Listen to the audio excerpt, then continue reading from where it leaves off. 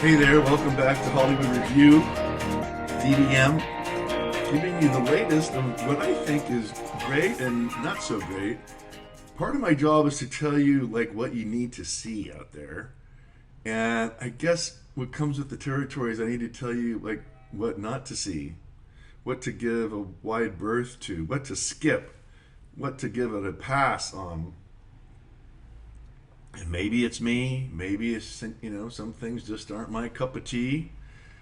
But I got to tell you, this perfect couple, the perfect couple, Liev Schreiber and Nicole Kidman, it's got movie stars, it's got $1 million locations, it's got incredible scenery and actors, wardrobe, props. It's the filthy rich, right? But you still have to create a world with believable characters. And the perfect couple is a whodunit, but the tone police is like all over the place. Like, what genre are you going for here? Black comedy? Whodunit? Is it a thriller? Is it like a parody? Is it a send off? Is it let's make fun of ridiculous rich people? If it ain't on the page, folks, it ain't on the stage. And I'm sorry, the perfect couple, Nicole, I love you. How can you do this? What did you see in this script that like had anything of redeeming value? I mean, this thing is just a clown show. All these unbelievable characters, all this unbelievable dialogue. Rich people don't they just don't talk like that. Not in the circles like I've been around.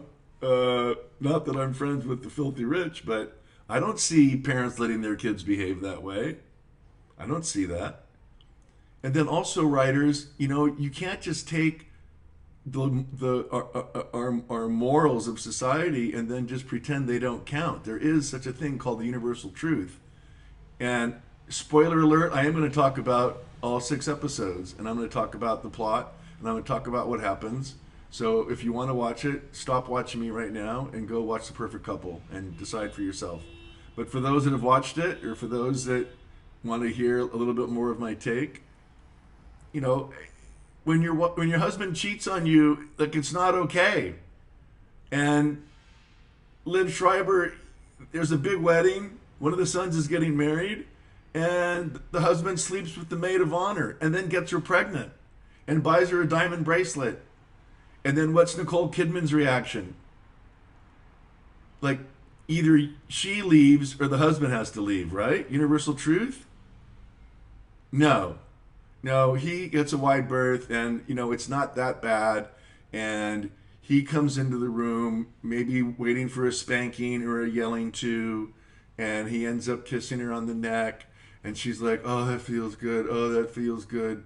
Like some little teenager at the senior prom, and she folds her cards like a pup tent. And it's like, no, I'm sorry. That's not how she would respond. And you're like, oh yeah, that was her character. That's how her character responds. Well, her character is spineless. Her character is meaningless. All of these characters are gutless and spineless, and they all have flaws. And of course, it is a whodunit, so everybody has to become their turn as the suspect on who killed the maid of honor. And we finally figure out that it's the husband. And there's just like, it's just so bad. And the opening pilot, the first episode, we've got the wedding planner who's like a caricature of the biggest, gayest wedding planner that there is. Then they bring in the detective, of course, this is on Nantucket Island, so they can't use their own police force. They have to bring a detective in. So they fly in this lady playing Detective Henry, who looks like, she's out of like Chimney Rock, Arkansas or something. She's this bimbo country hick that's fish out of water. We're going to play that card.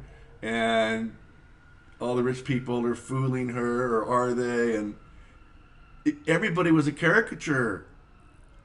Like, I'm not interested. Everybody lived above the law. Everybody had their own moral code. Everybody got away with whatever they wanted to get away with because they were filthy rich and they owned Nantucket and they contributed to the police fund. You know what? It's like you have to give me believable characters, writers. You just can't write a puff piece and expect everybody to like jump on board and love every episode. Now, I have talked to people, and yeah, they sort of thought it was a fun romp, and they enjoyed it. I don't know why I'm the bad guy, like why I'm the tone police, but it's like you got to pick a genre here. Is this serious or not serious? Is this murder serious or not serious? Is the infidelity serious or not serious? If everything's a joke, then it's just everything's a joke, and that's like this 6 episode series, The Perfect Couple. It's a big joke. So, if you want to watch like kind of a silly buffoonery black comedy where everything's kind of nudge nudge wink wink and tilt tilt and there is no reality, then fine, go ahead. You can waste your time. But Suzanne Bier was the director, 6 episodes. Courtney Grace was the staff writer. I can't see who the creator was, but those two, are really responsible for setting the tone, picking the genre, setting the tone. You've got Nicole Kidman, Liev Schreiber. I mean, I thought Liev looked fantastic. I thought he did a good job, but kind of a thankless role. Eve Hewson plays Emilia Sachs. She's kind of like our only hero, but then and she's the bride, right? And then the best man shows up and she falls for him like she's got a high school crush, and then they get caught making out by the groom, and this whole thing is just so high school. It just lacked any credibility, any sense of credibility. Billy Howie is in there. Megan Faye plays the maid of honor. Donna Lynn Champion is Detective Henry. Now Michael Beach plays the local cop on Nantucket, and Michael Beach, he does a great job. He always does a great job. And just as an aside, I did a courtroom drama with Michael Beach called Civil Wars, and this was back like in the '90s. And so I followed his career. He's had a much bigger career than I ever had, and he's always solid. I really like his work, and he's good in this. He's never off. And his role is pretty straight. At least he doesn't have to act, silly. But the whole family, there's a domestic worker, Gosha, by Irina Dubova. Dakota Fanning is in it. Dakota's good. I like Dakota. She does a good job. But these other guys, I just could give two hoots about what happened to anybody, and that's not what I'm looking for 6 hours of my life invested in a series.